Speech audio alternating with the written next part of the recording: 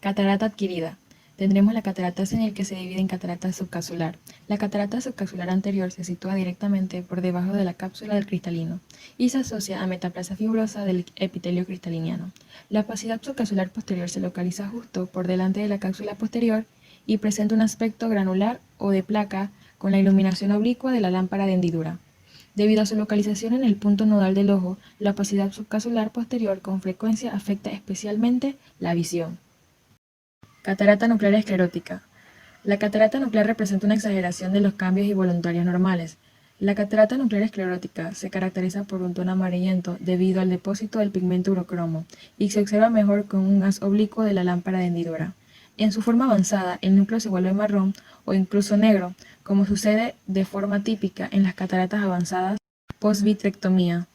Catarata cortical. La catarata cortical puede afectar a la corteza anterior, posterior o ecuatorial. Las opacidades empiezan como hendiduras y vacuolas entre las fibras cristalinianas causadas por hidratación cortical. La opacificación subsiguiente da lugar a las típicas opacidades en cuña o radio, que a menudo se inician en el cuadrante nasal inferior.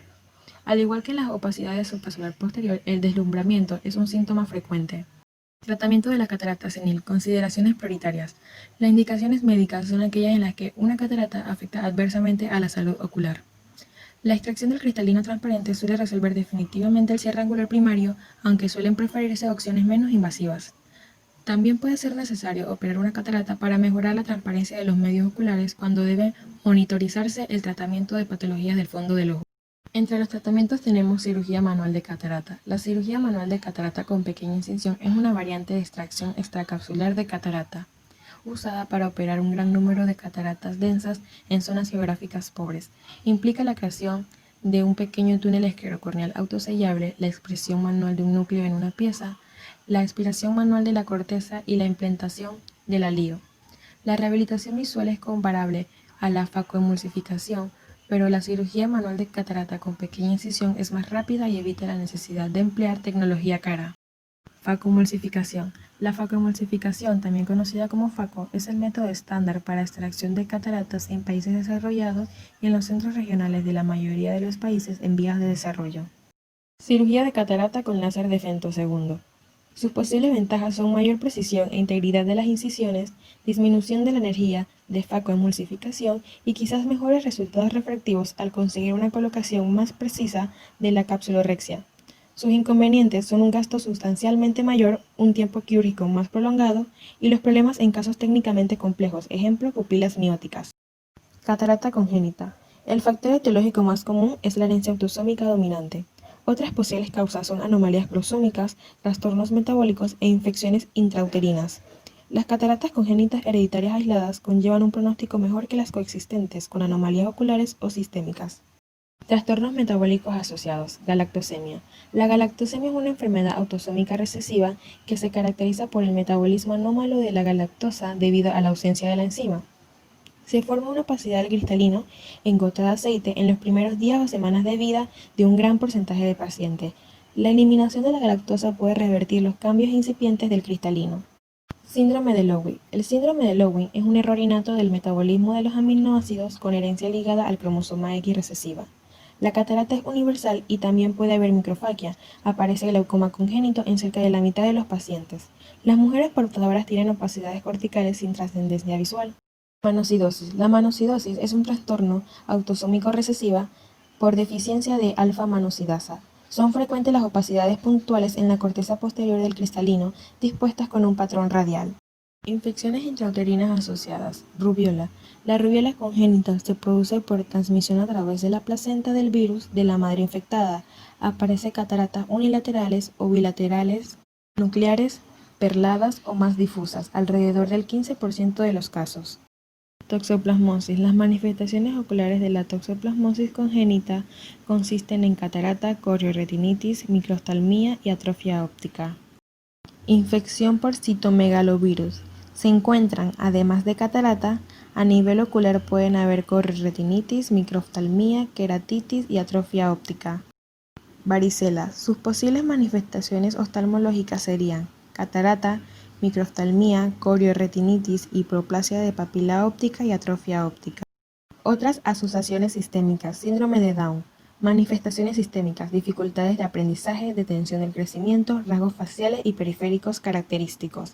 En las manifestaciones oculares tendremos catarata de morfología variada en un 75%, las opacidades suelen ser simétricas y a menudo aparecen en niños mayores. Síndrome de Edwards, manifestaciones sistémicas, rasgos faciales y periféricos característicos, sordera, cardiopatía, retraso mental y fallecimiento precoz. Manifestaciones oculares. Aparte de catarata puede haber ptosis, microftalmía, opacidad corneal, coloboma uveal y del nervio óptico y diplasia vitrio-retiniana. Ectopía del cristalino. La ectopía del cristalino es un desplazamiento hereditario o adquirido del cristalino respecto a su posición normal.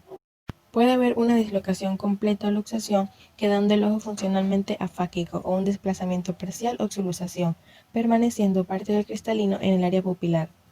Subluxación incipiente puede manifestarse con temblor del cristalino, facodonesis, que se ve en la lámpara de hendidura como un bamboleo del mismo cuando el ojo se vuelve a la posición primaria. Causas. Entre estas tenemos adquiridas, traumatismo, pseudoexfoliación, inflamaciones, catarata hipermadura, ojo grande, por ejemplo miopía magna, y tumores uveales anteriores. Ectopía familiar del cristalino. Es una enfermedad caracterizada por el desplazamiento temporal superior y simétrico del cristalino en ambos ojos. Puede aparecer al nacer o más tardía. Ectopía del cristalino y la pupila es un raro trastorno congénito de herencia caracterizado por el desplazamiento de la pupila y el cristalino en direcciones opuestas. Las pupilas son pequeñas y se dilatan poco. Puede haber microesferofaquia. Síndrome de Marfan. Esta presenta ectopía bilateral del cristalino, la subluxación suele ser temporal superior. La célula a menudo está intacta, por lo que se retiene la acomodación, aunque raramente el cristalino puede luxarse a la cámara anterior o al vítreo. Síndrome de Weimar-Shesani. Este presenta ectopía del cristalino, la subluxación es hacia abajo y aparece en niños mayores o adultos jóvenes. Es frecuente la microesferofaquia, que puede dar lugar a cierre angular por bloqueo pupilar. Anomalías de la forma del cristalino. Lenticono anterior. El lenticono anterior consiste en una proyección axial bilateral de la superficie anterior del cristalino hacia la cámara anterior.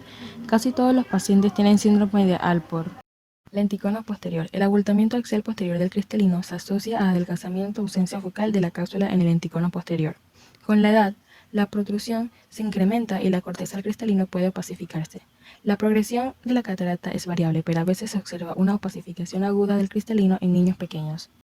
Lentiglobo. El lentiglobo es una deformidad hemisférica generalizada del cristalino, muy infrecuente y normalmente unilateral. Puede asociarse a opacidad polar posterior. Microesferofaquia y microfaquia. El cristalino es pequeño y esférico en la microesferofaquia, que puede verse como una anomalía hereditaria dominante aislada o asociada en diversas enfermedades sistémicas. También acompañada a veces a trastornos oculares como la anomalía de Peters, ectopía familiar del cristalino y la pupila.